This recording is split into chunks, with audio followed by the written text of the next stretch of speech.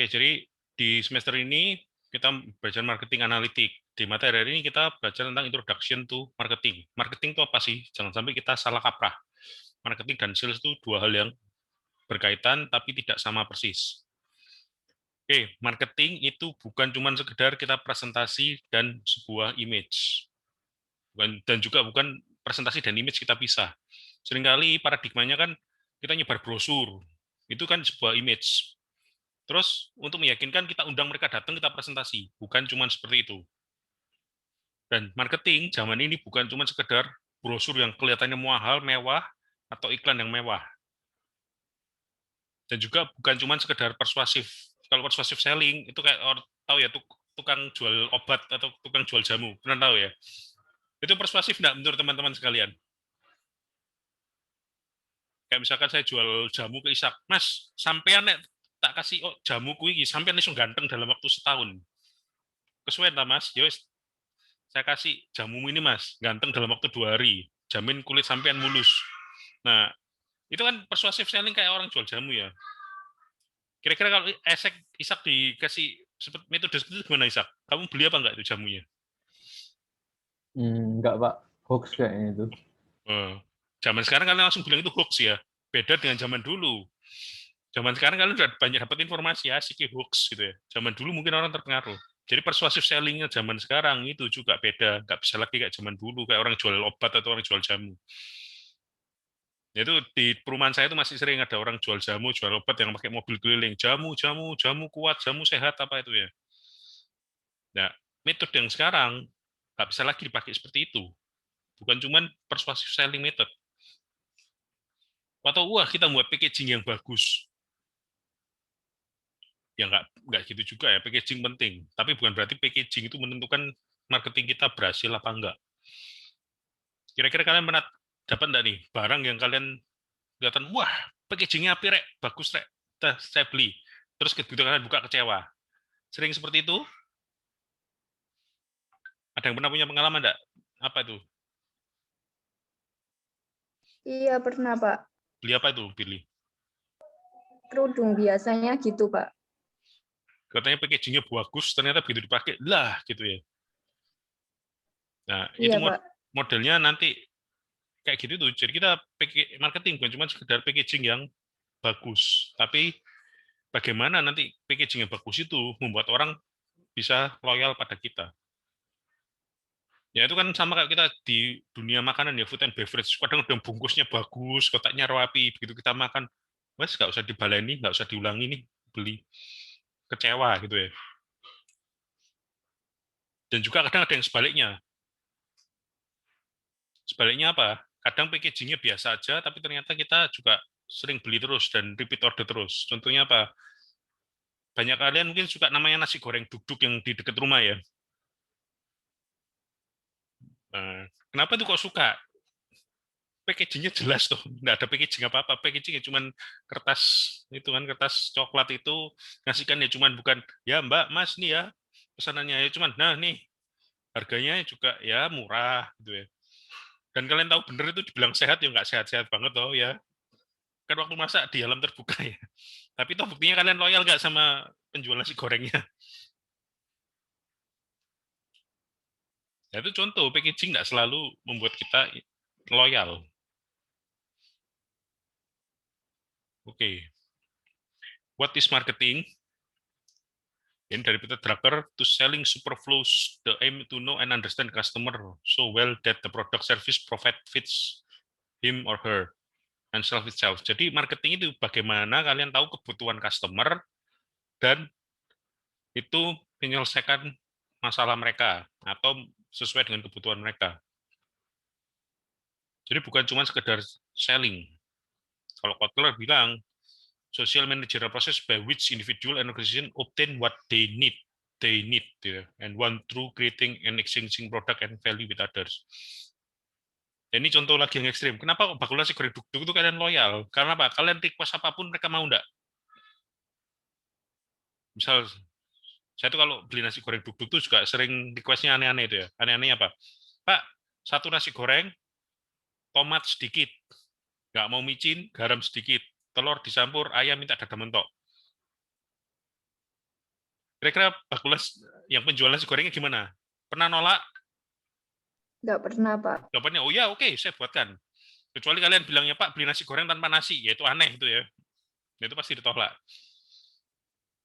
Nah, sebenarnya dia melakukan marketing baik kan. Bahkan kadang dia hebatnya penjual nasi goreng itu kadang bisa hafal tuh Anda sukanya apa, betul ya.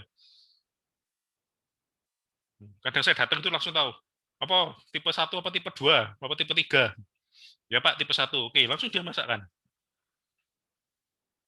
Nah, sebenarnya dia melakukan cara marketing apa? Dia berusaha mengenali kebutuhan customer-nya itu apa. Dia berusaha customize. Oh, customer saya ini yang ini sukanya apa, yang ini sukanya apa. Ya, dengan itu cocok dengan perkataan Kotler. What they need. Yang customer butuh itu apa. Itu yang akhirnya membuat kalian jadi loyal kan ke penjual nasi goreng gitu ya. Kenapa ya? Anda minta request apapun sama mereka pasti nggak pernah ditolak itu ya. Padahal lo kalau kalian request, Pak, nasi goreng 1 tanpa ayam, harganya sama atau beda? Pasti sama toh. Nah, mungkin kan harganya beda, tapi toh kalian tetap bayar kan. Padahal kalian tahu kalau nggak pakai ayam kan sebenarnya lebih murah kan. Terus kalau dari CIM, Management Process, Responsibility for Identifying, Anticipating, and Satisfying Customer Requirement, Profitability. Jadi ada unsur bahwa bagaimana kita memenuhi kebutuhan customer. Jadi marketing bukan cuma sekedar jual-jual-jual itu. Jadi saya cukup salut penjual nasi goreng dekat rumah saya itu ya. Dulu dia tuh keliling kompleks, sekarang nggak keliling kompleks.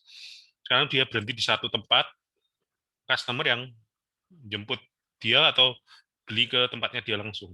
Saya sempat tanya, Pak, sampean kenapa kok nggak keliling lagi? Dia bilang, loh, kalau saya keliling, ada orang mau beli, pas saya sudah lewat, kan nggak bisa. Kalau saya berhenti di satu tempat, kan orang tahu saya di mana. Dan mau beli kapan pun bisa. Jadi dia berusaha memecahkan masalah customer. Kadang kalau dia pas lewat, customernya belum pulang ke rumah, dia udah lewat, pas mau beli nggak bisa. Tapi sekarang, jam berapapun customer yang mau beli bisa. Kenapa? Dia sudah berhenti di satu tempat. Dia tahu kebutuhan customer-nya tuh, kalau beli nasi gorengnya dia tuh kadang juga di tengah malam. Jadi dia buka sampai tengah malam juga. Ya, itu contoh ya, itu marketing simple dari penjual nasi goreng ya. Kita tentu harus bisa lebih advance, bukan cuma sekedar seperti itu. Betul ya. Oke, nah ini evolution marketing. Jadi marketing sendiri itu sebenarnya berevolusi. Metode marketing yang tadi saya ceritakan di awal, yang pakai brosur sebar kemana-mana, itu memang bukan hal yang aneh, itu memang model yang sudah pernah ada. Mereka itu masih berorientasi pada produk orientation. Itu terjadi di tahun 1930-an. Jadi mereka saya buat, saya jual. Intinya apa? Dari produk. Produk ini saya cuma punya ini, silakan dibeli. Mereka jual. Nah, kalau tahun 1960-an sudah mulai geser, consumer orientation. Target tuh customer. Kita mau target lebih spesifik customer-nya yang mau kita target itu yang mana. Kemudian tahun 2010-an berubah.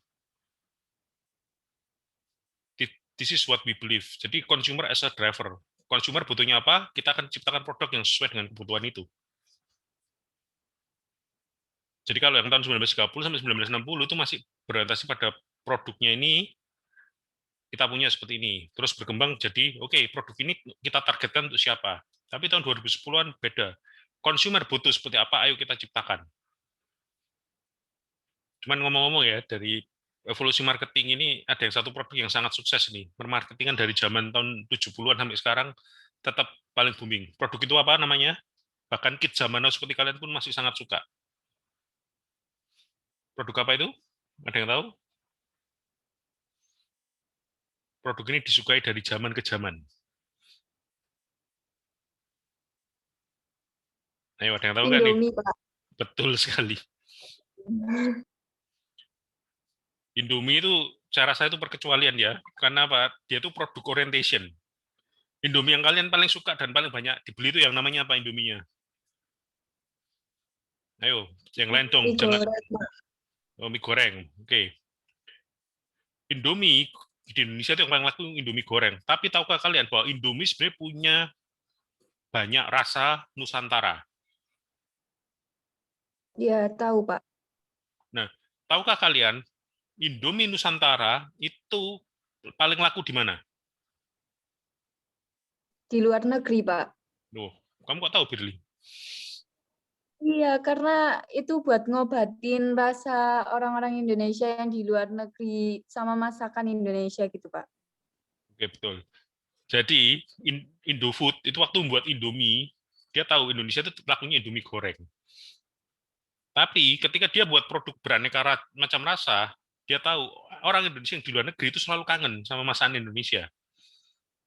Kalau versi saya, sebenarnya orang Indonesia itu bukan kangen masakan Indonesia, kangen micin. Kangen micin dengan berbagai macam rasa. Untuk itulah Indofood membuat berbagai macam rasa dan produknya ditaruh di luar negeri. Jadi kalau Anda ke luar negeri, itu Indomie itu lebih banyak macam rasanya dibandingkan di Indonesia.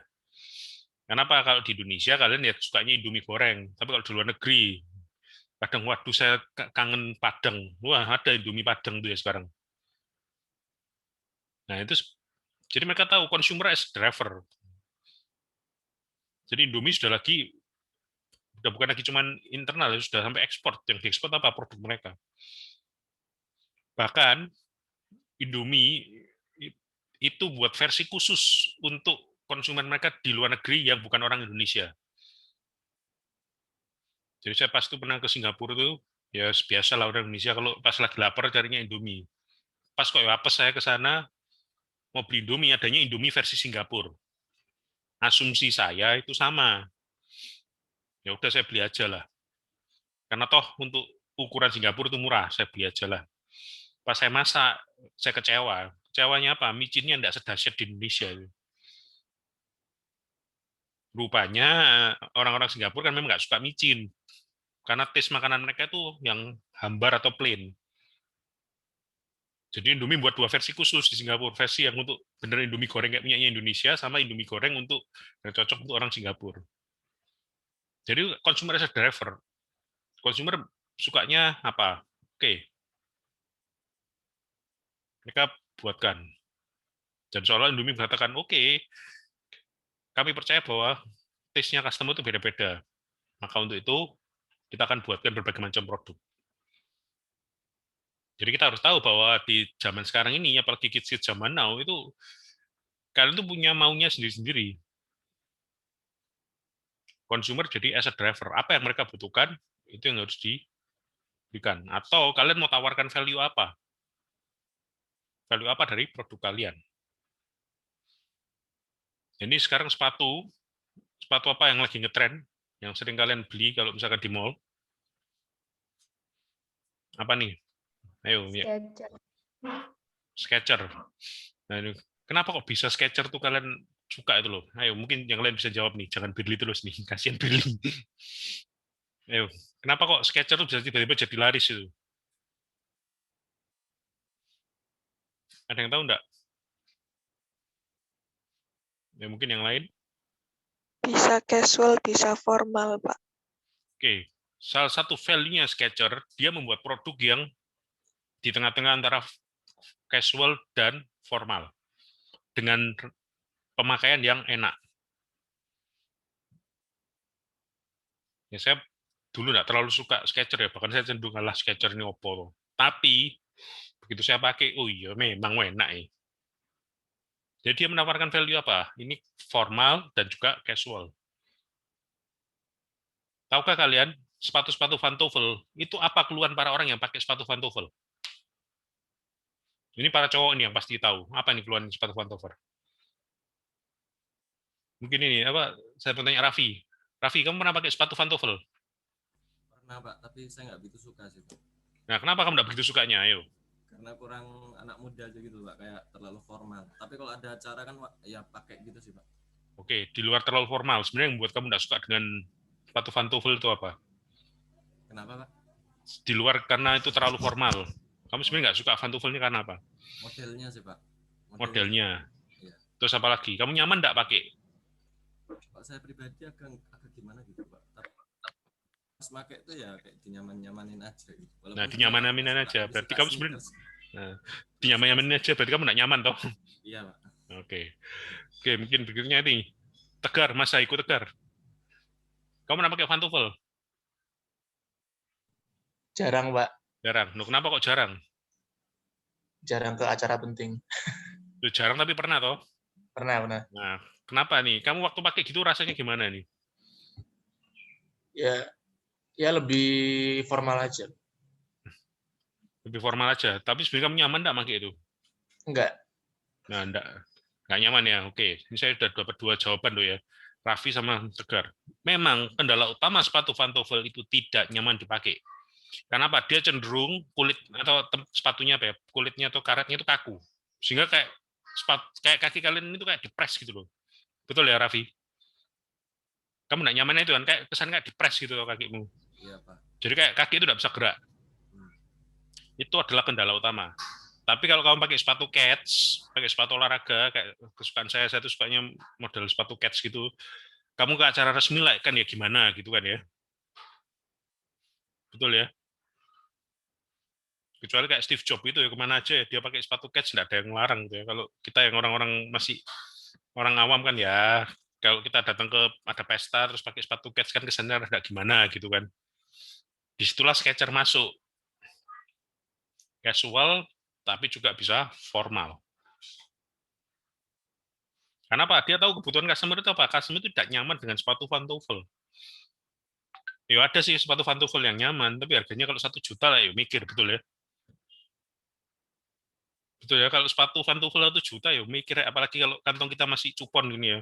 Skechers nawarkan dengan 400.000 atau 500.000 kalian bisa dapat yang nyaman, tapi juga tidak mengurangi formal. Nah, itu value yang ditawarkan.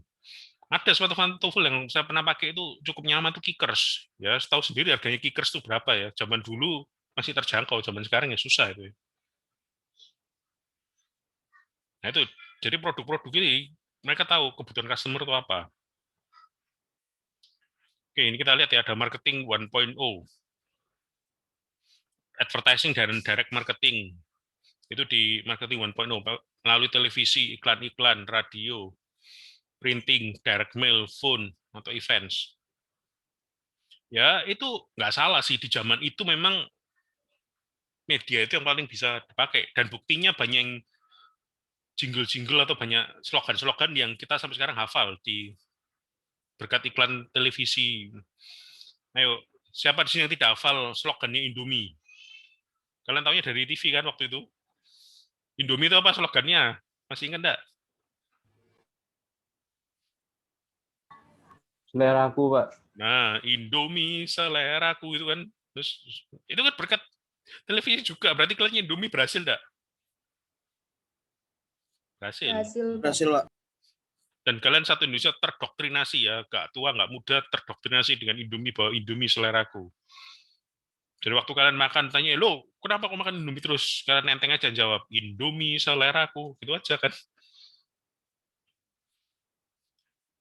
Jadi, tapi ingat, kita lihat ya, berapa banyak produk yang berhasil mendoktrinasi seperti itu. Bukti yang masuk sampai sekarang, kalian cuma Indomie kan. Produk lain nggak sampai segitu menancapnya di otak kalian. Oke, jadi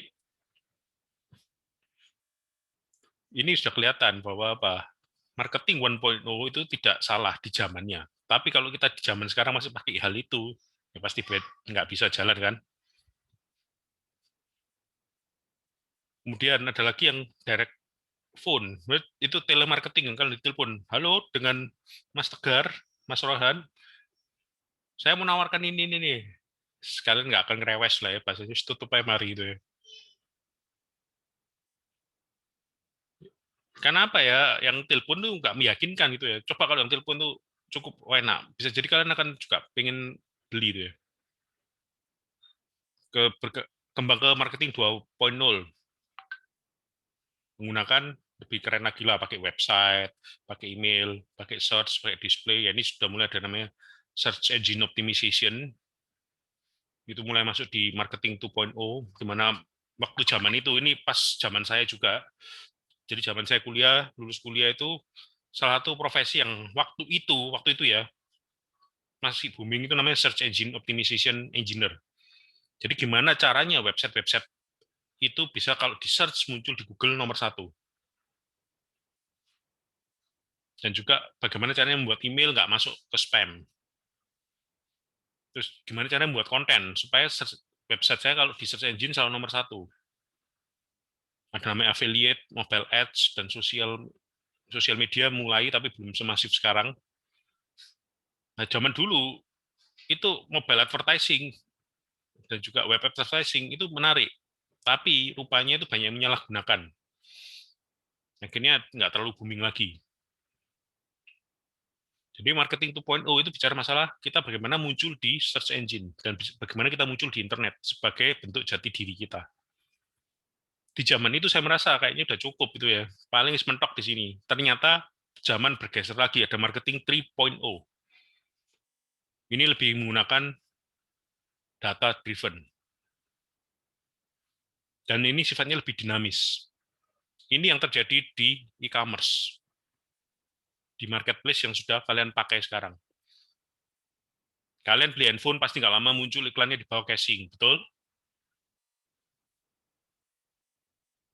Betul, Pak. Kenapa? Dia berusaha mengintegrasikan data-data kalian. Personal messaging and content. Terus sekarang kan kalau marketplace ada yang buat kita tambah galau ya. Kalau ada di keranjang, kalian nggak segera cekot-cekot kan kayak di email. Ayo saya jangan di PHP, ayo sih jadi belinda itu kan. Tujuannya apa sih? Apakah mereka cuma iseng aja ngemail kalian supaya kalian jadi beli? Ada tujuan lain di balik itu. Apa ada yang bisa depan? Nah, kira-kira tujuannya apa? Kenapa kalian ada yang di keranjang, mereka tetap kayak warning terus? Biar kepikiran terus Pak ini pembelinya. Itu Buat satu. beli. Itu satu. Ada lagi yang lain. Sebenarnya yang mau ditangkap oleh e-marketplace itu adalah behavior kalian. Misalkan Rohan, behaviornya apa? Cumannya sering ngeklik-ngeklik tapi nggak pernah beli. Kira-kira Rohan ini sebenarnya target market yang bagus apa enggak? Enggak, Pak. Nggak bagus, kenapa? Sering ngeklik-ngeklik itu nggak pernah beli. Gitu kan. Behaviornya bisa ditangkap dengan itu. Terus bisa ditangkap lagi. Ngeklik keranjang banyak, sekali check out jebret langsung 50 produk. Pas lagi ada 2.2 atau 3.3. Behaviornya ketangkap lagi enggak? Bahwa ternyata yang namanya Rohan ini sukanya kalau ada free ongkir atau flash sale atau apa itu. Ya, jadi kayak gitu-gitu. Itu sebenarnya yang ditangkap di marketing 3.0. Behavior customer mau ditangkap, personalize. Bahkan juga bisa melakukan predictive marketing, bisa diprediksi. Oh, misalkan Raffi waktu itu beli handphone, terus beli casing. Tiba-tiba Raffi beli handphone lagi, terus beli casing lagi. Dari situ kelihatan pola, setiap kali Raffi beli handphone, pasti beli casing. Kalau mau namanya ini ada across all customer touch point, tiap kali ada peluncuran handphone baru, selalu Raffi beli casing. Dari situ ketahuan, oh Raffi ini sukanya kalau ada handphone baru dia pasti beli, tapi sekaligus juga akan beli casing. Kan bisa di cross, tanggalnya kan dekat. Misalkan launching iPhone 12, nah, Raffi di e-commerce-nya beli. Jadi itu cross all customer touch point. Jadi begitu nanti misalkan ada launching handphone baru, saatnya Raffi ditawari. Kenapa? Karena Raffi polanya kok tiap kali ada launching handphone dia pasti beli casing. Nah, itu marketing 3.0 ya, data yang berbicara. Itu yang dilakukan di marketplace. Nah, sekaligus ini bisa jadi bahan kita untuk melakukan analitik. Ya, semester kemarin kan di akhir-akhir materi perkuliahan kan ada ya tentang dashboard analitik. Ya itu masih yang simple. Di semester ini kita akan coba yang lebih ya sedikit advance lah. Supaya apa? Supaya kalian tahu, jangan sampai marketplace kalian bahasa Surabaya itu pasrah bongkoan atau pasrah gitu aja deh. Laku ya enggak, ya sudah, laku ya syukur. Ya kan nggak bisa gitu ya. Kita itu effortnya untuk membuka usaha di marketplace itu sudah luar biasa ya, jangan disia-siakan ya. Oke. Oke, ini kita kelihatan ada evolusinya digital marketing. Ya ini kita mulai dari Amerika itu ada American Online, Ice Media, SEO. Indonesia itu masuknya mulai di tahun 2000-an. Jadi dia nggak langsung, Indonesia itu lewat dari ini, tahun 91 sampai 96 ini Indonesia lewat. Kenapa? Zaman itu email di Indonesia belum banyak. Indonesia itu baru mulai masuk internet marketing atau mulai masuk email dan yang lain itu sekitar tahun 2000-an. Jadi Indonesia sebenarnya sudah sempat banyak miss beberapa kali evolusi. Contoh Yahoo Search Engine. Mungkin dari kalian nggak ada yang pakai kan Yahoo Search Engine. Kenapa? Pas kalian lahir Google itu sudah ada itu ya. Google itu mulai dipakai di Indonesia tahun 2000-an. Jadi Indonesia itu mulai masuk ke tahun 2000-an sampai yang sekarang ini. Contoh, kalian ada wearable device, watch, dan macam-macam. Apakah itu tidak bisa dijadikan marketing? Bisa enggak itu sebagai bahan untuk nanti marketing atau mencari data?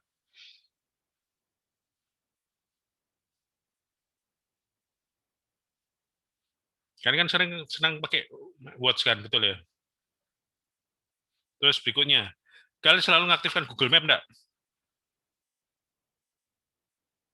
Siapa di sini yang tidak mengaktifkan Google Map? Ada yang tidak mengaktifkan? Nggak mungkin toh. Nah, Google Map itu bisa enggak dijadikan data kalian untuk melakukan marketing oleh pihak vendor? Bisa, Pak. Bisanya seperti apa, Berli? Bisanya itu kayak misal ya Pak, di Shopee itu kan kalau misal map saya di Surabaya itu biasanya muncul produk-produknya yang banyak ya dari Jawa Timur gitu Pak. Oke. Jadi Google Map itu adalah tempat atau metode untuk mengambil di mana kalian sering berada. Contoh, tiap bulan kalian dapat report nggak dari Google di email. Bulan ini kamu mengunjungi mana, ke tempat mana aja, atau bahkan kalau kamu habis dari mana muncul tiba-tiba di mobile phone house restoran ini. Kita suruh ngasih rating, betul? Dari situ behavior kalian kelihatan, kalian sukanya kemana. Kalau sukanya nongkrong kafe ya berarti produk yang cocok untuk dimarketingkan kalian ya Tumblr, misalkan seperti itu.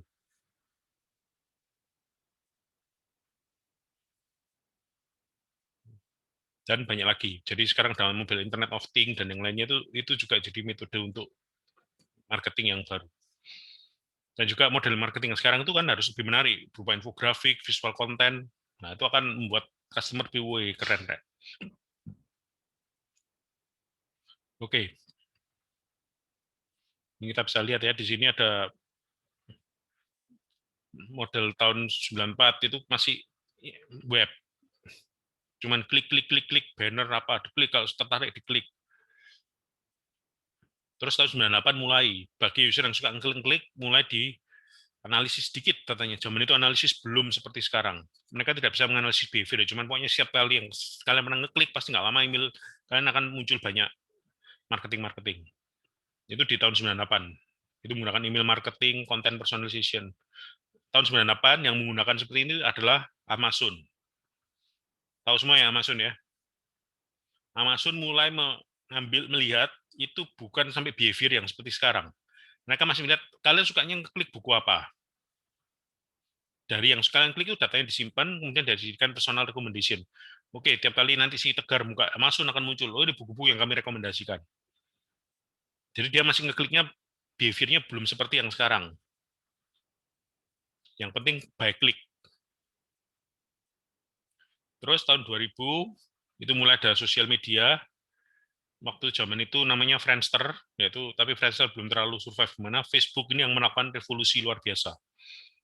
Dari sosial media mulai dijadikan ada namanya community, kemudian iklan-iklan berbasis sosial media dirasa sudah lebih efektif. Tahun 2007 mobile phone, smartphone sudah mulai muncul. Dan disitulah mulai banyak mobile apps untuk yang mempermudah kita. Dan otomatis dengan banyak mobile apps, iklan pun sudah berbasis mobile juga. Dan juga dengan perkembangan mobile apps dan smartphone, itu sudah dikembangkan namanya location-based service. Location-based service ini implementasi yang paling kelihatan kalau kalian pakai Grab. Grab itu ada di beberapa negara. Tapi ketika kalian pindah negara, menu Grab-nya pasti beda. Nggak kayak di Indonesia, betul? Anda pernah nyoba? menu Grab paling lengkap itu di Indonesia. Kalau kalian ke Malaysia, Grab-nya tuh nggak ada Grab sepeda motor, ada yang cuma Grab mobil.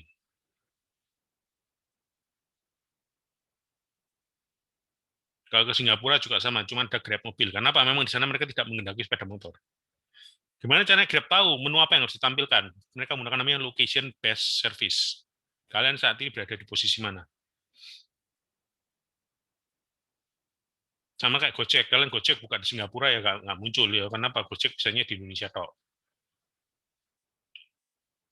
Dan ada lagi sekarang mulai tahun 2012 ke atas, ketika era Internet of Things, kemudian era Big Data, itu sudah ada namanya konteks. Ini sudah mulai memainkan sensor seperti Google Map dan yang lainnya itu. Jadi kalian sudah mulai collect behavior-nya, kalian suka kemana, datanya, kalian sukanya traveling kemana, itu muncul. Jadi ya sebenarnya kalau dibilang kita dimata-matai, betulkah kita dimata-matai Google? Betul ya? Bisakah kalian lolos dari Google? Nggak mungkin ya kan. Toh kalian aktifkan pakai Google Map toh. Maka itu waktu kemarin heboh soal WhatsApp. Tahu ya WhatsApp yang heboh itu loh. Itu sebenarnya kalau kita yang ngerti itu kita nanggapnya santai aja apa panik.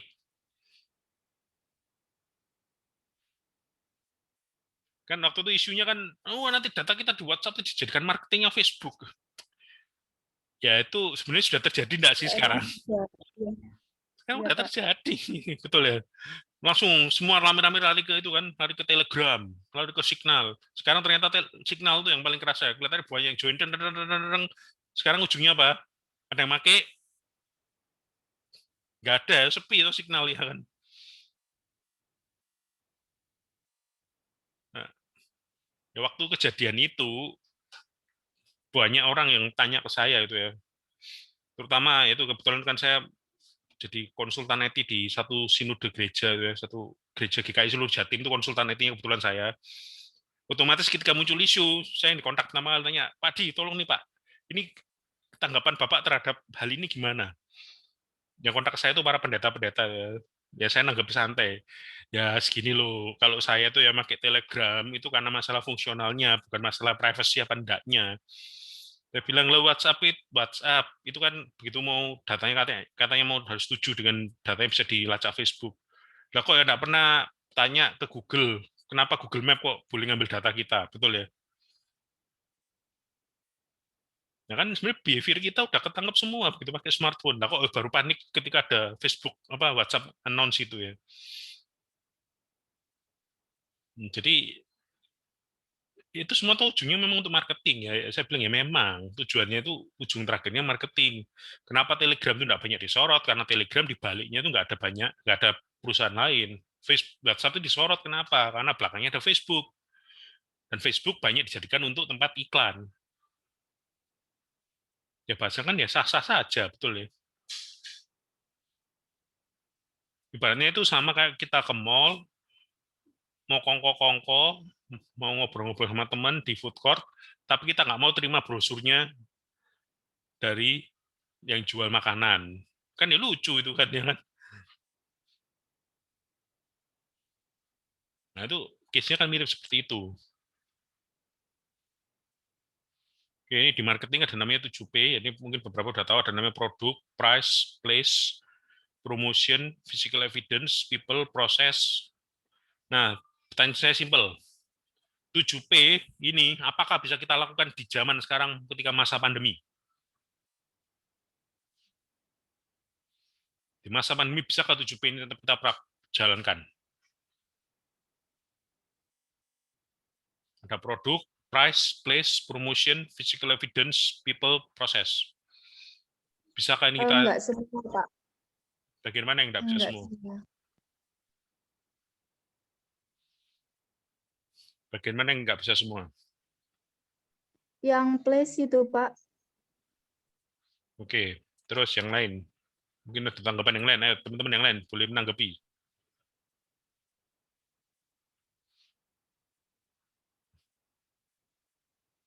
Ayo.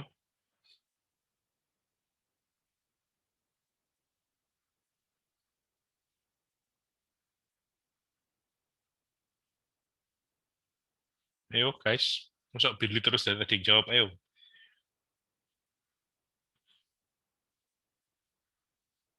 Ayo guys. Ayo nih, masa nggak bisa nebak nih. 7P ini kira-kira bisa nggak dilakukan semuanya? Kalau saya kemarin dapat info dari dosen, Pak, katanya nggak tentu, Pak. Bahkan 4P pun katanya sih nggak perlu semua gitu, Pak. Ada yang cuman produk aja, Pak, dan itu udah cukup menjual. Udah bikin repeat order, dia nggak perlu promosi. Katanya sih gitu, Pak. Oke. Oke, mungkin ada tanggapan yang lain. Nggak apa-apa, ayo.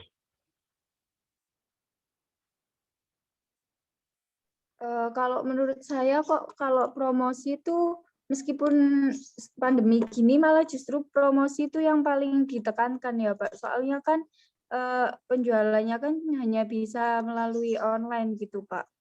Jadi kayak jarang ketemu pembeli, jadinya harus lebih menekan ke promosi lewat ads kayak di marketplace, Google dan lain-lain gitu Pak. Biar ada orang yang tahu tentang value produk kita juga, Pak. Jadi komunikasinya justru melalui ads sih, Pak. Kalau menurut saya, kalau pandemi. Oke. Oke, mungkin yang lain. Nah, teman-teman yang lain, silakan. Kita sifatnya diskusi aja, tidak apa-apa. Nggak ada benar salah di sini.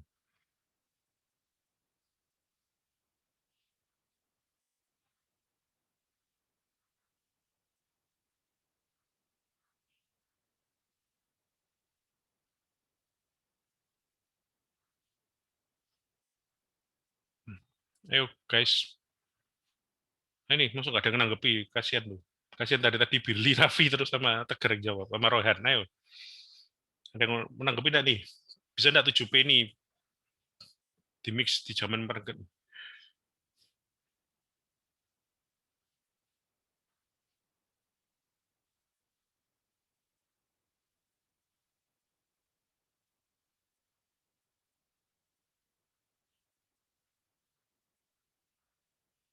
Mana nih, guys?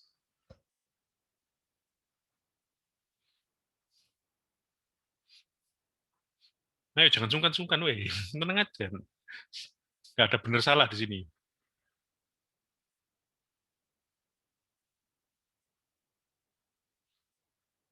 Ya, karena diam aja berarti saya tunjuk aja nih. Oke, Elia Joshua, apakah di situ? Elia, Iya, Pak. ayo, menurutmu gimana nih? Selama pandemi gini ya, Pak. Ya, selama pandemi ini kira-kira 7P ini bisa nggak jalan, tetap jalan? Tetap bisa, cuma ada beberapa yang ditingkatkan, ada beberapa yang menurun sih, Pak. Kayak contoh yang tadi dibilang sama Brili yang promotion itu memang betul, Pak. Soalnya kan kalau selama pandemi gini, supaya kita bisa jual produk kita itu perlu promosi yang tepat sasaran gitu, Pak, sama yang efektif dan efisien supaya konsumennya itu kayak bisa mengerti value yang kita kasih gitu loh, Pak. Oke, thank you, Elia. Oke, berikutnya nih, mungkin Nadia lagi on. Halo, Nadia. Oke, kalau belum ini, Angelin Dewi.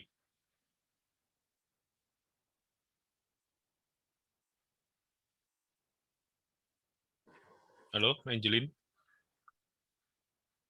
Halo, Angelin, apakah lagi on?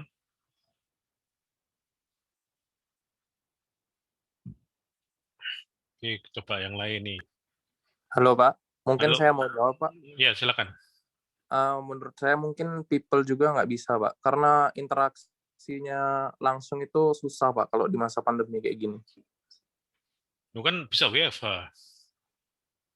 Iya sih. Fisikal Pak, nggak bisa. Ya, kenapa? Lu kan bisa bikin video. Gimana, Ryan? Kan sekarang kayak ada PSBB atau dan lain-lain. Kalau punya tempat dan fasilitas juga kayak kurang efektif. Physical evidence. Oke. Oke, ya thank you atas tanggapan kalian semua. Jadi seperti yang sesuai kalian katakan semua, marketing mix itu di zaman pandemi itu bisa jalan asal nge-mix-nya kita tepat. Tadi yang dikatakan Raffi, cukup produk aja Pak, betul. Tapi produk kita tahu, produk itu kaitan sama price juga enggak. Iya, Nah, terkait. terus kemudian place. Nah, produk kalau kita mau jual pasti kita harus tahu kan channel penjualannya di mana. Di zaman ini memang kita sulit jual di toko itu ya, atau di mall. Tapi kita tahu channelnya sekarang kalau mau jual lewat mana. Tapi kalau Pak mau tanya Pak, Iya. kalau kan sekarang ada katanya ghost kitchen atau apa gitu ya Pak ya. Jadi restorannya nggak ada, tapi produknya ada di online gitu. Berarti dia nggak butuh place ya Pak ya? Loh, place-nya kan ada kan, dapurnya tetap jalan tuh. Oh itu tetap disebut ya? Iya, place. Enggak, saya ngiranya place itu kalau masuk 4P, place itu yang diketahui konsumen gitu ya Pak? Nah, sekarang place-nya gini, definisi place-nya itu memang udah geser. Karena apa? Virtual itu juga bisa.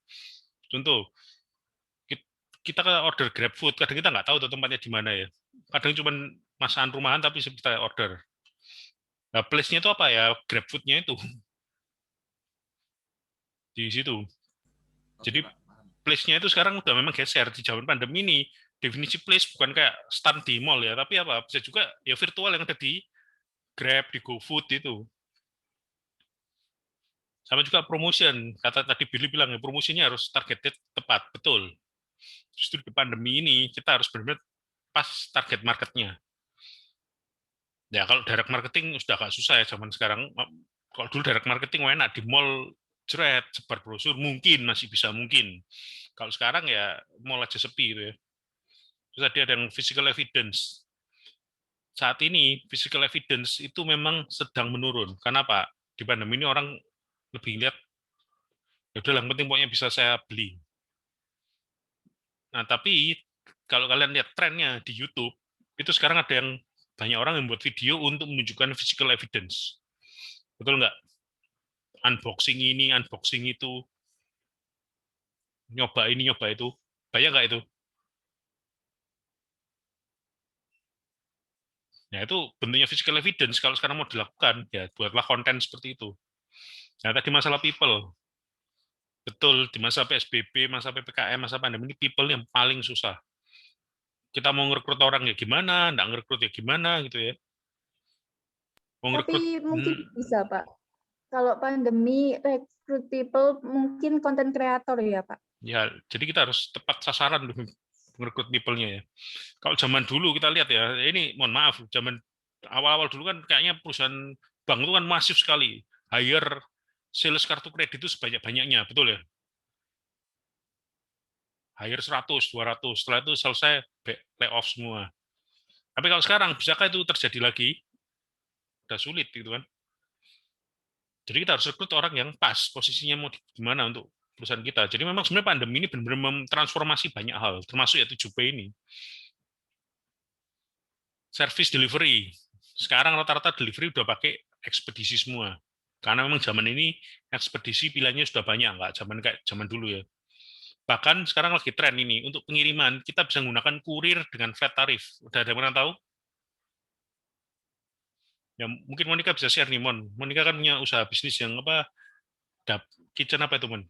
Untuk Dapur Kana, Pak. Dapur Kana, ya itu kamu bisa share, Mon. Kira-kira kurirnya kan flat tarif, itu mekanisme kayak gimana? Iya, jadi kalau kurir yang flat tarif itu dia melayani di satu daerah aja, jadi kayak Surabaya gitu. Seluruh Surabaya dia akan pasang tarif yang sama. Kalau di tempatnya Monica itu 15.000 gitu. Jadi dia nggak hitung per kilometer kayak Grab, tapi ya flat kemana aja pokoknya di Surabaya 15.000 kayak gitu. 15.000 itu berapa barangnya pun sama ya, Mon? Atau mau barangnya sebesar apa, sekecil apa, seberat apa itu nggak masalah. Cuman satu alamat 15.000.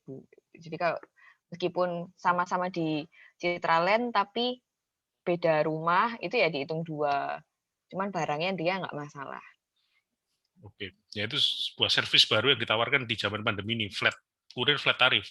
Dari hitung-hitungan sebenarnya flat tarif itu menguntungkan nggak bagi baik si kurir maupun pembeli maupun penjual. Bagi penjual ya nggak pusing ya kan, yang bayar kurirnya si pembeli, betul ya. Bagi pembeli kalau dia rumahnya jauh itu menguntungkan. Kenapa? Flat tarif kan. Bagi si kurir apakah menguntungkan? Menguntungkan. Kalau pas di satu daerah dia dapat banyak alamat meskipun cuma jejer sebelah, kan tetap dia sekali jalan tapi langsung untuk banyak. Nah itu metode proses yang sekarang. Jadi delivery service-nya udah beda dengan beberapa waktu lalu. Jadi jauh dekat sama saja selama satu kota. Nah mungkin muncul pertanyaan lah Pak, kalau pas apes ya tiba-tiba ada yang order dari Surabaya Selatan ke Perak cuma satu alamat, ya itu namanya risiko dalam pekerjaan ya. Yes. Cuma dapat 15.000, betul ya, itu namanya risiko gitu ya. Kadang ya kita namanya usaha ya itu ya pas namanya apes ya gitu. Tapi overall biasanya menurut teman saya yang jadi pengalamannya jadi kurir itu ya masih bahasa Surabaya masih bisa lah. Karena sebenarnya kebutuhannya flat tarif itu cukup banyak di zaman sekarang.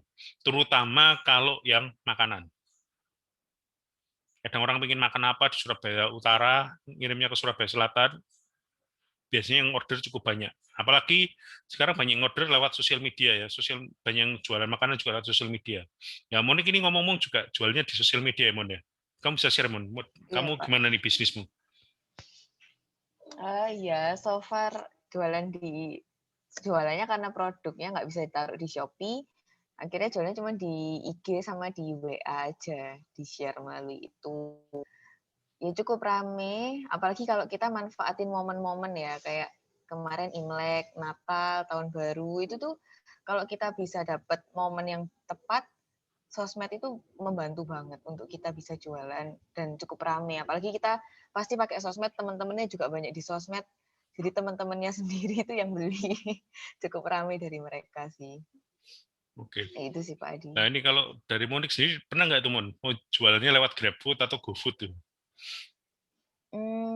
Pernah sebenarnya dapur kanan itu ada Pak, jadi di GrabFood sama GoFood, cuman untuk produk-produk tertentu kayak bakso yang frozen food aja, karena kan itu harus ready stock. Tapi kalau yang di sosmed tuh bisa by PO, jadi bisa lebih mudah. Oke, nah ini contoh case-nya Monica, ini kan melakukan kombinasi di place. Jadi ada channelnya, place-nya itu ada di sosial media dan juga di GoFood ataupun GrabFood. Karena memang itu di zaman pandemi ini kita nge-mix-nya itu harus pas. Satu, kenapa GrabFood dan GoFood itu masuknya susah, betul ya Mon ya? Untuk ngurus supaya toko apa punya kita muncul tuh butuh waktu panjang juga ya. Ya, ribet. Butuh waktu panjang, dan during that time kalau kita cuma nunggu pasrah ya nggak dapat duit ya, mungkin kita bahkan nggak jalan-jalan. Nah kenapa during that time kita pakai sosial media, dan ketika GoFood, GrabFood-nya di-approve ya kita langsung bisa promo di sosial media kita sudah di-approve nih, ayo bisa order juga. Dan cuman memang ternyata saya kemarin kebetulan beli salah satu roti di Surabaya, kebetulan karena ada diskonnya GrabFood, saya iseng-iseng aja beli, datang ke tempatnya langsung saya beli pakai yang ambil sendiri itu. Ternyata tidak semua produk dia dimasukkan di GrabFood ataupun GoFood. Saya tanya, loh Pak, kenapa kok di toko ini nggak semuanya dimasukkan? Ternyata teman-teman, kalau misalkan kita buat kue basah, katakan kue lapis gitu ya, kita kan pasti punya ukuran tertentu yang mau kita jual. Ternyata kalau waktu adonannya itu ada sisa, sama toko ini dijual lagi dengan harga yang murah, cuma 2 ribuan. Jadi yang ukurannya kue lapis cuma segini-segini, yang kecil-kecil, itu dijual 2 ribuan. Dari mana kue lapis yang kecil-kecil ini ada? Itu dari hasil sisa adonan, sisa potongan yang sudah sesuai standar mereka, ada sisa mereka jual lagi. Dia bilang, kalau kayak gini nggak mungkin bisa kita masukkan GoFood atau GrabFood, Pak. Karena itu sifatnya tiap hari adanya berapa. Sama kayak di daerah Malang mungkin pernah ada yang tahu namanya Gaya Baru. Dari sini ada yang dari Malang nggak? Halo, ada yang dari Malang?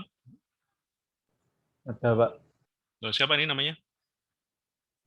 Ishak, Pak. Ishak. Nah, Ishak. Kamu di Malang mana? Di daerah Tidar, Pak. Tidar. Oke, kamu tahu Spiku Gaya Baru? Tahu, Pak. Nah, kamu tahu nggak produknya Spiku Gaya Baru apa yang favorit tapi harganya murah? Kalau Kalau kalau spekunya sih saya kurang tahu sih, Pak. Kalau ke baru biasanya beli yang produk yang lain, Pak. Yang lain. Nah, kamu tahu Isak, di Gaya Baru itu ada produk namanya rempesan spiku. Rempesan itu apa sih? Jadi misalkan kita buat adonan, adonannya segini, kita spikunya butuh yang segini kan diambil, itu dimasukkan packagingnya. Sisa yang dipotong tadi itu, dipotong-potong kecil, dijual namanya rempesan spiku. Dan itu dijualnya Rp5.000, dan itu produk yang paling laku. Nah, rempesan spiku itu nggak bisa kita masukkan ke GrabFood dan GoFood. Karena apa? Itu sifatnya kan tergantung dari itu ada sisa potongan apa enggak. Nah, sekali lagi ya, itu bagaimana kita nge-mix. Kalau rempesan kita jual di sosial media, ya bisa. Kan sosial media tidak ada batasan. Kita mau jual produk apa aja. Nah, harus ready stock, bisa open PO. Jadi kombinasi 7P ini adalah bagaimana kita cari kombinasi yang pas di zaman pandemi ini. Oke, yang tadi ya, place, penjelasannya lebih detail. Oke, lanjut aja. Oke, ini ya, kalau kita lihat bedanya marketing sama selling. Kalau marketing itu bicara ke long term business planning. Jadi marketing itu bukan cuma selling tok. Tapi marketing itu bicara masalah customer saya ini nanti bisa loyal apa enggak. Ada banyak perusahaan tuh mereka fokusnya salah ke selling. Sehingga apa? Customer nggak ada yang loyal.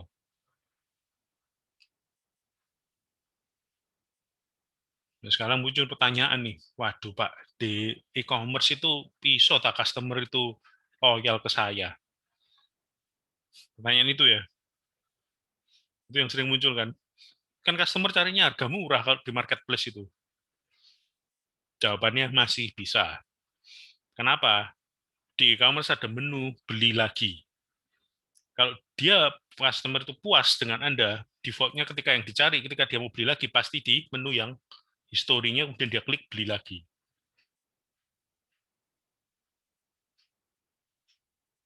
Daripada susah capek-capek nyari kan mending saya klik, tahu ya di menu e-commerce ada toh di historinya itu loh. Saya klik aja beli lagi. Nah, itu kan berarti apa? Tergantung bagaimana ketika kita produk kita ini ketika customer terima dia merasa puas.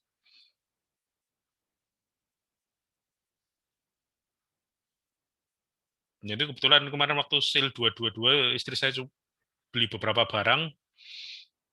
Ya surprisingly ada harga barang murah tapi masih packagingnya bagus, terus dikasih ya bonusnya hal-hal kecil itu. Tapi akhirnya apa? Buat kita oh ya udah berarti next kalau mau beli barang langsung aja klik di sini beli lagi. Itu kelihatan ya, even di marketplace itu pun kita bisa tahu bedanya yang orang yang fokusnya cuma selling sama fokusnya yang marketing. Fokusnya yang selling, karena apa? Jawabannya kalau di chat cuma jawabannya ready kan? Ready. Gimana barangnya kan? Bagus. Siap kirim? Oke. Kirim besok? Oke. Jadi cuma gitu kira-kira Anda sebagai customer merasa dia itu cuma selling atau bisa marketing?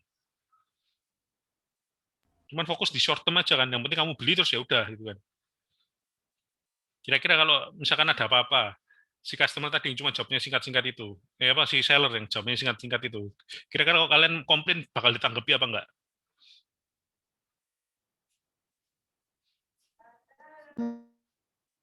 Nggak mungkin ya kan.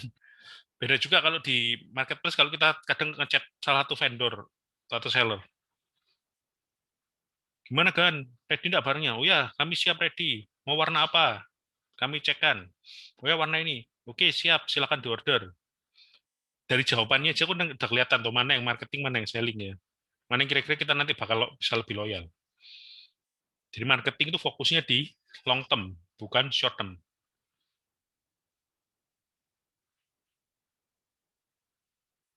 Dan sekarang trennya di marketplace, ketika ada banting-bantingan harga, orang akan beli, tapi dia nggak akan loyal. Kenapa? Ternyata banyak seller di marketplace itu kan cuma banting harga untuk sesaat kan, betul ya? Banting harga jebret. Setelah itu kita mau order lagi, barangnya kosong terus. Lama-lama kita pegel juga kan sebagai customer. Oh ini tokonya niat apa enggak sih?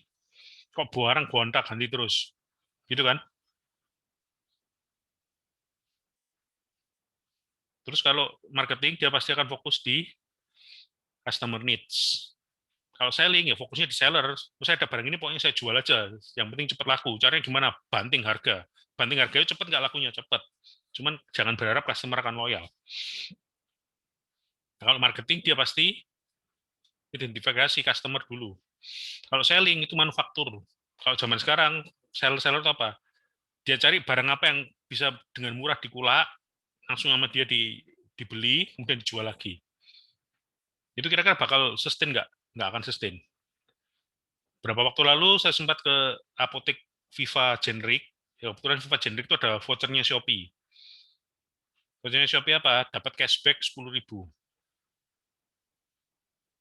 Nah, waktu itu ketika muncul susu Bear Brand yang katanya bagus untuk meningkatkan imun tubuh, ada seseorang itu beli sampai 3 krat atau 4 krat, berarti beli 100 biji, 100 kaleng. Dengan cara menggunakan voucher. Kira-kira kalau si orang yang tadi beli 100 kaleng susu ini, dia jual lagi ke marketplace, dia bisa dapat untung banyak nggak? Pasti ya. Pasti untungnya banyak. Cuman masalahnya, apakah dia bisa membentuk sebuah bisnis yang sustain? Begitu apa promonya Shopee-nya habis di Viva Generic, ya udah dia kan bingung lagi kan mau jualan apa.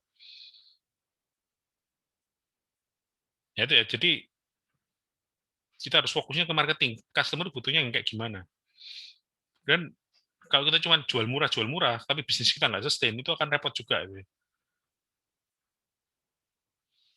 Oke, kemudian kalau marketing itu customer satisfaction, tapi tentunya profit ya. Kalau usaha kita nggak profit ya nggak sustain juga. Kalau selling itu fokusnya cuma di omset. Apakah omset itu selalu menunjukkan bahwa kita sukses? Nggak juga. Kalau marketing, stress on need of buyer. Jadi fokusnya ke kebutuhan dari buyer. Kalau selling, stress on need of the seller. Jadi seller itu butuhnya apa? Oh, saya mau jual ini cepat. Ya, oke, jual aja. Kalau marketing, semua pasti akan melakukan important of mix, like product, price, promotion. Nah, sedangkan selling itu sebenarnya ada bagian integrasi dari marketing. Kalau kita marketing tok, tapi tidak bisa jual, ya sama aja. Banyak perusahaan tuh kadang juga itu ya, marketingnya bagus, tapi kok ya nggak ada yang produknya nggak laku. Ya berarti itu harus diidentifikasi kenapa ini. Apa harganya terlalu mahal atau gimana. Ada juga sebaliknya. Apple tuh termasuk luar biasa ya, produknya mahal tapi toh banyak yang beli kan. Meskipun sudah nggak seheboh dulu ya. Dulu kalau mau beli, ada launchingnya iPhone, orang tuh sampai camping depan tokonya untuk beli. Kalau sekarang nggak bisa ya karena masa pandemi. Ya, jadi marketing dan selling itu dua hal yang berbeda, tapi selling merupakan part dari sebuah marketing. Oke, ini sebuah flowchart aja, sales funnel. Jadi nanti bisa kalian baca aja, ini slide-nya udah saya upload.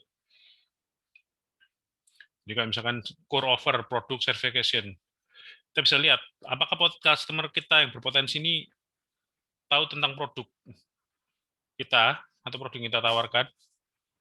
Kalau iya, berarti tinggal lihat. Ya, kenapa kok dia nggak beli? Oh, dia nggak butuh, ya sudah, mau diapakan lagi? Oh, ternyata dia nggak tahu. Nggak tahunya kenapa?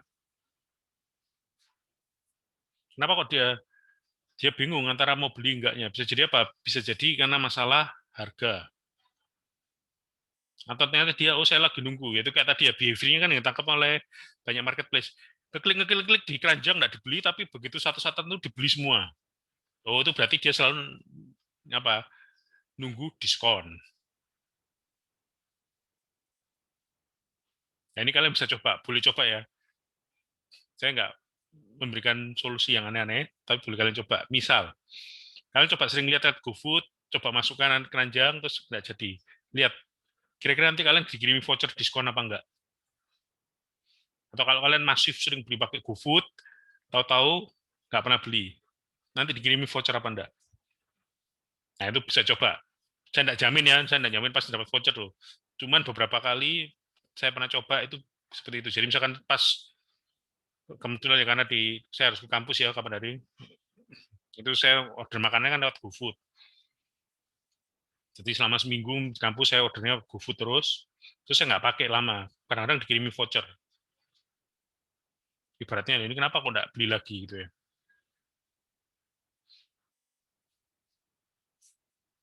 Oke, jadi kemudian kalau memang ternyata dia butuh info lebih lanjutan, berarti ya perlu di prospek. Ini contoh aja, nanti bisa kalian baca lebih detail. Oke, ini sebenarnya apa sih waktu kita sales funnel kita model kayak apa? Perlu ada namanya pasti itu awareness, itu namanya brand awareness. Untuk itulah sekarang YouTube itu lagi laku. YouTube itu tiba-tiba jadi sosial media yang paling tinggi banyak dipakai. Kenapa? Karena orang menggunakan YouTube untuk sebagai brand awareness. Contoh nih, Apple baru mengeluarkan namanya MacBook M1 yang menggunakan chipset M1. Orang nggak tahu M1 itu apa, performanya seperti apa. Akhirnya apa? Banyak YouTuber yang dikasih pekerjaan untuk bisa nge-review. Untuk melakukan brand awareness. Oh, ternyata ada Apple itu ada chipset baru namanya M1, bukan cuma Intel. Dan di sosial media sekarang juga menjadi metode untuk melakukan brand awareness. Ada produk baru apa dari perusahaan tertentu. Dari brand awareness itu akan ketahuan berapa banyak orang yang tadi sudah tahu mulai tertarik. Itu namanya leads. Mulai banyak orang yang sering buka-buka, sering lihat, nah itu leads. Dari leads itu nanti beberapa bisa dilihat, oh ini dia cuma iseng aja atau bisa jadi prospek. Kemudian, oh nanti bisa jadi sales. Ada namanya membership, loyalty program, itu untuk mengikat supaya dia nggak cuma sekali beli. Tapi teman-teman, kira-kira sekarang loyalty program, membership itu apakah masih bisa menggunakan metode yang lama?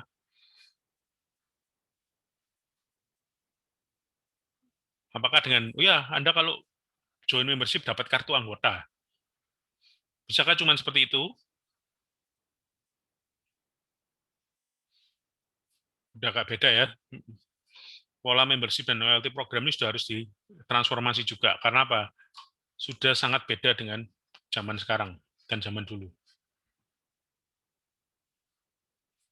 Contoh, oke, Anda jadi member saya, setiap belanja diskon 5%. Tahu-tahu di marketplace ada harganya lebih murah 15%. Kira-kira customer milih belanja di Anda atau beli di marketplace? Pasti marketplace lah. Pasti marketplace. Jadi bentuk membership dan loyalty program ini harus dipikirkan lagi. Karena apa? Modelnya nggak bisa cuman, Anda jadi member saya pasti dapat diskon 5%. Atau Anda belanja sekian nanti dapat hadiah ini.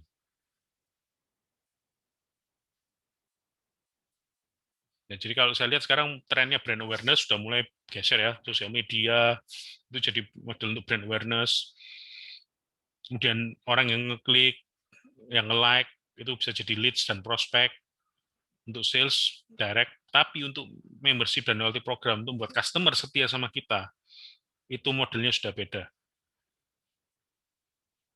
Salah satu metode yang menurut saya lumayan ini bisa dipakai untuk customer dan membership loyalty program.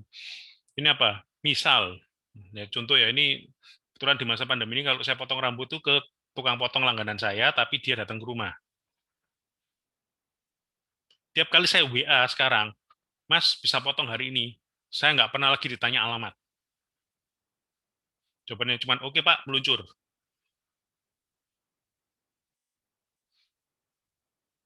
Bisa ditangkap maksudnya apa? Jadi Pak, dia sudah nge-record data saya, dia sudah tahu saya siapa, rumah di mana, oke, jawaban cuma oke, meluncur. Beda dengan, saya pernah beli makanan di beberapa tempat, saya tuh sudah sering beli, tapi tiap kali beli masih ditanya, alamatnya di mana, kirim di mana, jam berapa.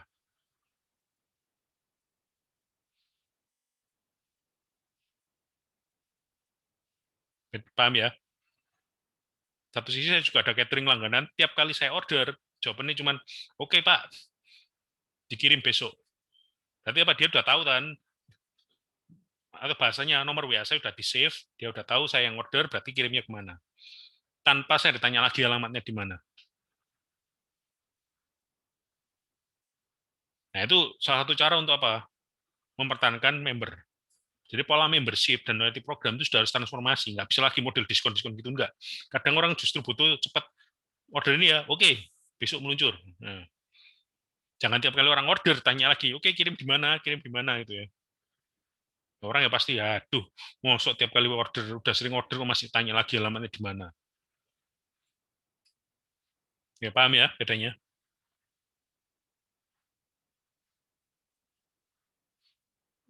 Oke, jadi ini kalau kita lihat sekarang, model yang ini jadi ada namanya TOFU, top on funnel, MOFU, middle on funnel, sama BOFU, bottom of funnel. Awalnya pasti lewat sosial media, lewat click through, kemudian ada setelah itu berapa banyak yang masuk ke kita, masuk ke kalau di marketplace yang berapa banyak yang lihat produk kita, konten marketing, website optimization, ya beruntungnya di marketplace kita sudah ada websitenya itu otomatis teroptimasi oleh marketplace. Kalau email marketing sekarang ada namanya MailChimp, itu biasanya itu untuk produk jasa. Ini banyak sekali tools yang bisa kita pakai.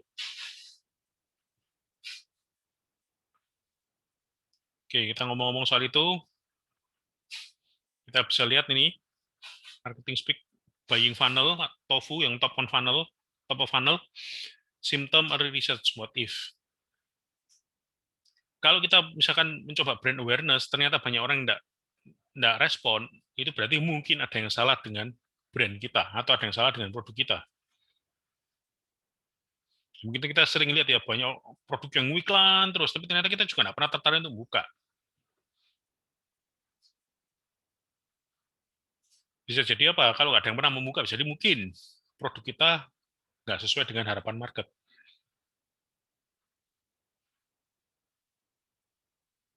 Kalau sudah mulai masuk MOFU, middle of funnel, aware of problem, orang-orang sini kan sudah mulai mencari opsi-opsinya. Saya mau beli di mana dan solusinya apa kira-kira yang bisa cocok untuk yang kebutuhan saya. Dan ketika sudah masuk bottom, ini orang sudah beli, dan dia akan berusaha melihat, mengeses, kira-kira solusinya ini cocok enggak, vendor ini bagus enggak. Ketika ada customer yang sudah beli di kita, berarti kan sudah masuk bottom of funneling. Pastikan kita memberikan service yang tepat. Meskipun nggak harus semua customer kita berikan service yang excellent ya, kadang customer itu yang bencekno ya banyak aja. Mungkin Monik pernah ngalami customer yang bencekno. Iya banyak Pak. Nah itu customer yang bencekno kayak gimana nih untuk case bisnismu? Biasanya kayak misalnya tuh request sesuka hatinya dia, kayak biasanya tuh AI sih Pak. Biasanya kalau kayak ibu-ibu tua gitu ya, itu request-nya sudah mulai aneh-aneh. Jadi kayak misal apa yang kayak kalau Monik ini kan jualannya cookies, itu kalau sekali bikin itu kan harus jumlahnya udah pasti ya kayak harus jadi 20 gitu loh. Nah, kadang dia beli itu cuma minta maunya 5 kan nggak bisa kalau bikinin khusus untuk dia di hari yang dia minta dan jumlahnya cuma 5 kayak gitu. Kadang tuh ngeselin, udah nggak bisa maksa lagi kan. Jadi kayak ya kita mau nggak mau let go sih yang kayak gitu kan. Oke.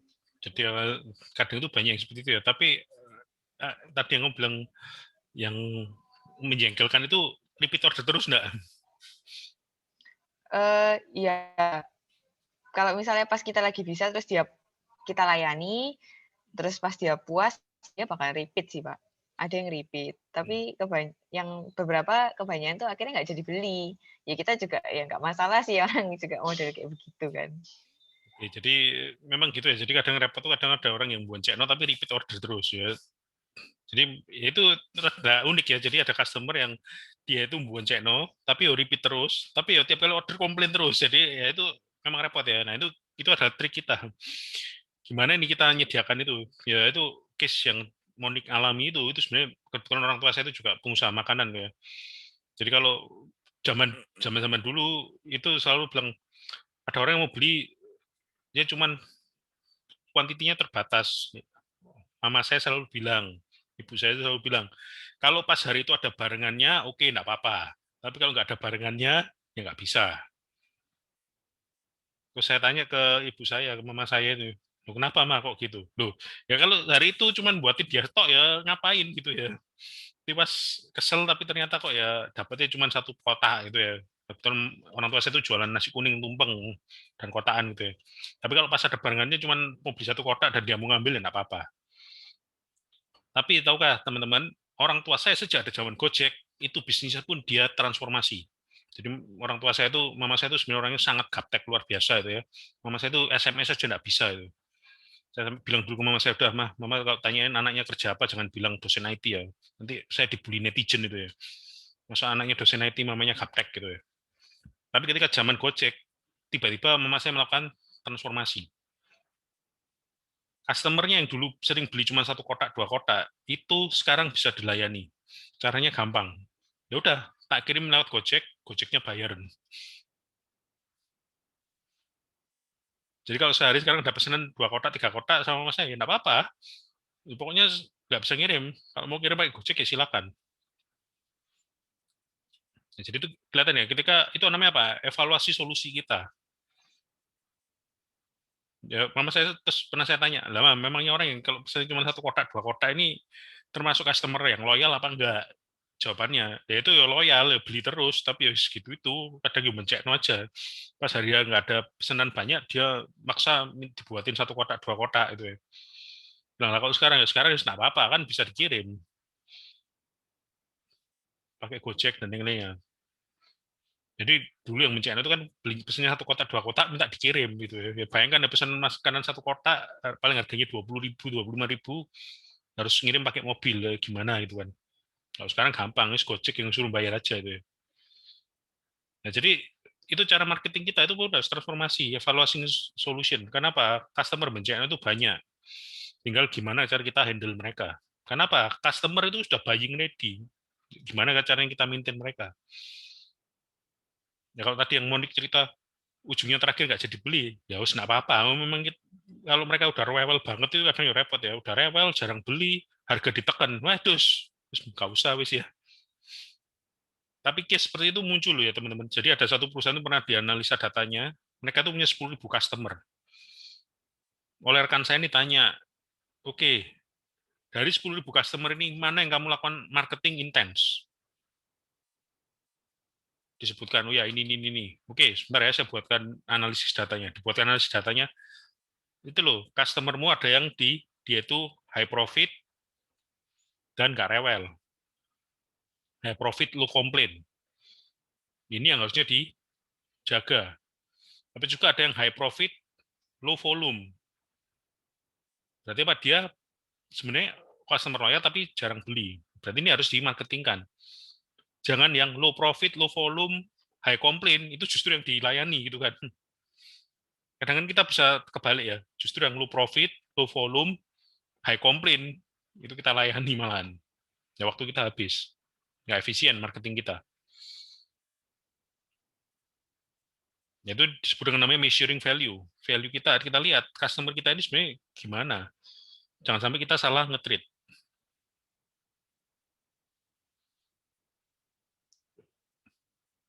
Oke, ini ada yang namanya marketing qualified list sama sales, yaitu karena kalau marketing itu bicara brand awareness sama interest. Sales itu ke decision dan action. Ini ada cold market, dari yang tidak tahu menjadi tahu, ada warm market sama hot market. Oke, teman-teman sekalian, akhir-akhir ini ada produk yang membantu kita di masa pandemi. Produk itu apa? Ada yang tahu enggak?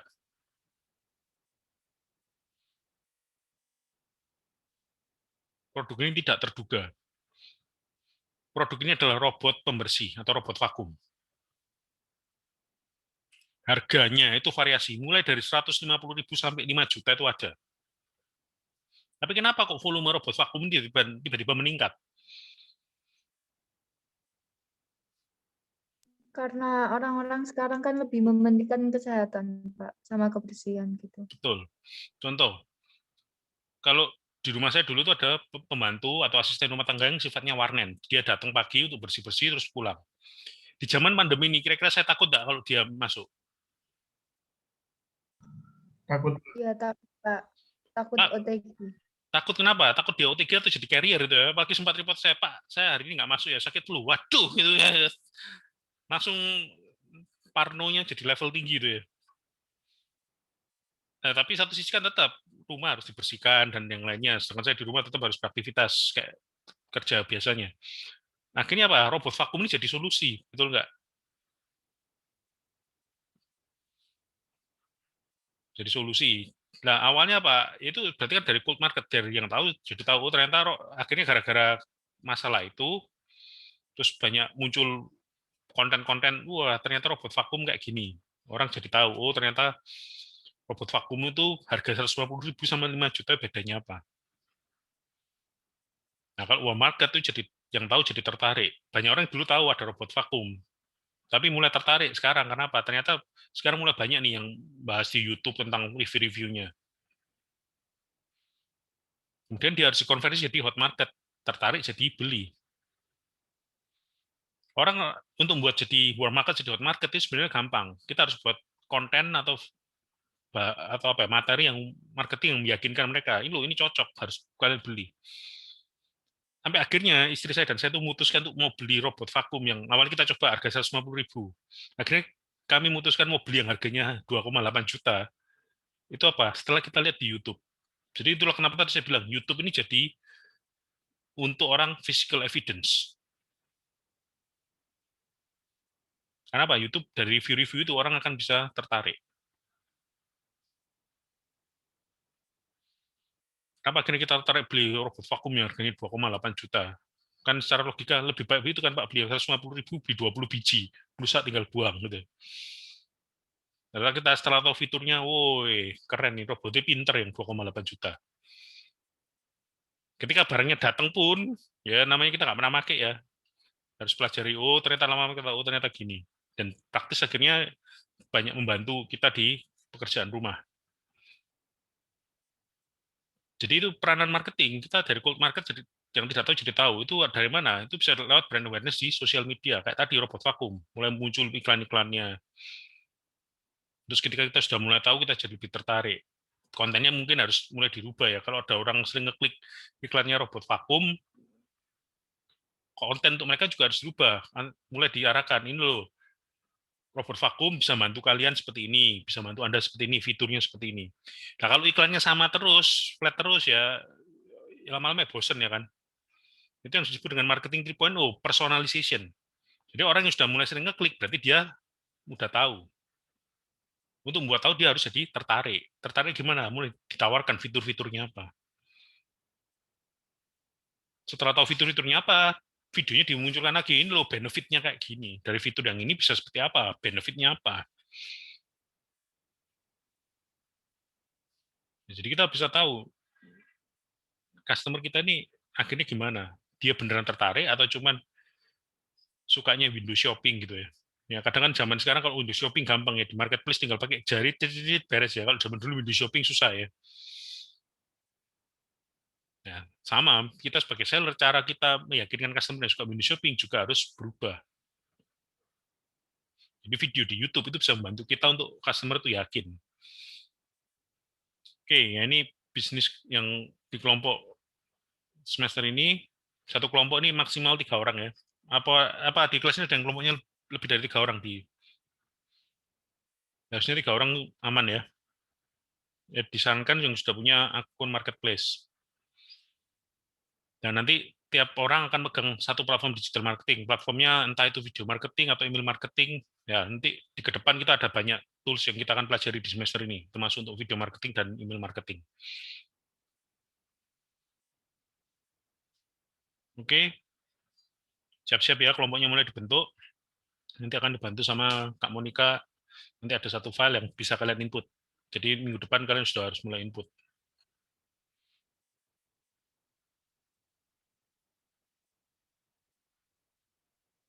Oke, thank you. Mungkin ada yang mau ditanyakan untuk hari ini materinya? Pak, itu kelompoknya berarti bikin di kelas ini ya Pak? Bukan ya, di kelas. Dari project yang sebelumnya ya Pak? Nah ini, maka itu saya perlu tahu dulu, di project sebelumnya kalian satu kelas enggak? Kalau project sebelumnya sih, teman-teman saya yang di E itu nggak sekelas di sini Pak. Oke, berarti kamu pakai individu satu orang nggak apa-apa. Oh, saya berarti kalau memang mau pakai individu nggak apa ya? Ya nggak apa-apa. Jadi kalau di kelas ini pas kebetulan yang saya tahu kan Syarif lagi online ya. Syarif, tadi mana tuh? Saya kelihatan Syarif. Pas kebetulan kan saya tahu ada yang satu kelas tuh di semester kemarin itu kebetulan sama semua. Produknya sama, cuma beda platformnya, sosial medianya, dan marketplace-nya. Kalau satu kelas ya berarti enak, bisa jadi satu kelompok aja.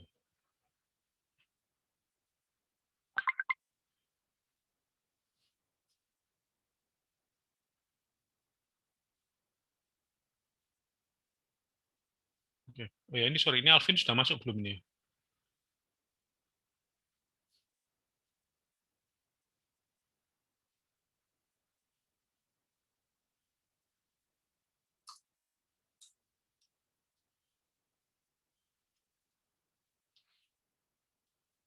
Oke, guys, yang di e-learning itu kan saya ada sudah tampilkan username sama password. Itu bisa dipakai nggak tadi? Atau kalian banyak yang join-nya lewat klik? Lewat link, Pak. Lewat link, Pak. Lewat link ya? Oke, ya ini harusnya kalau lewat link udah aman ya, langsung masuk tadi kan. Tapi tadi kok ada yang banyak, beberapa kayaknya ada kendala. Alvin tadi pakai apa? Alvin, kamu masuk link atau pakai username password? Masuk link, Pak.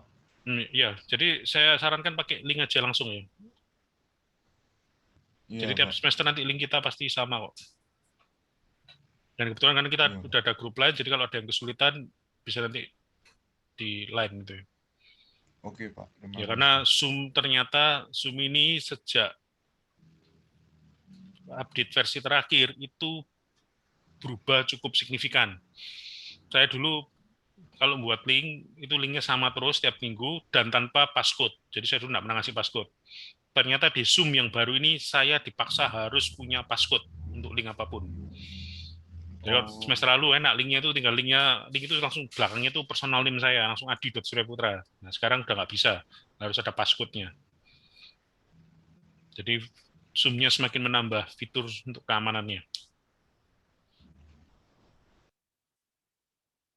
Oke, jadi nanti pakai link aja. Jadi kalau ada yang kesulitan dari minggu ke minggu bisa nanti via line. Oke, ada yang mau ditanyakan untuk materi hari ini?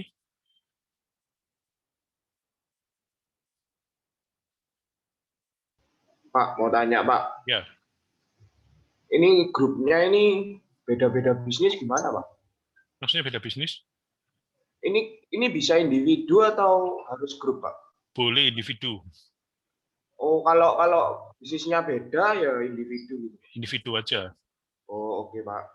Masih.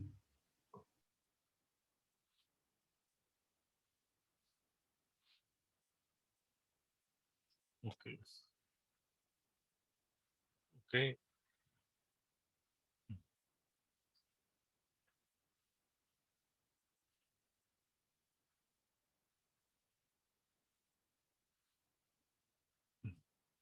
Oke, gimana? Pak, kalau misalnya satu kelompok 2 orang nggak apa-apa? Nggak apa-apa, ini maksimum 3 orang. Oh, makasih, Pak.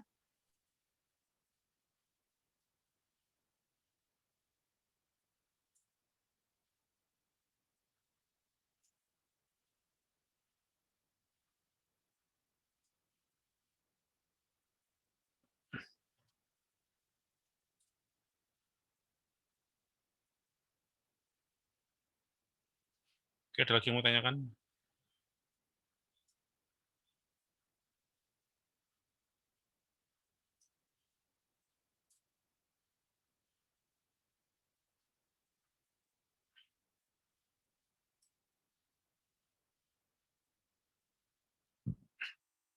Oke.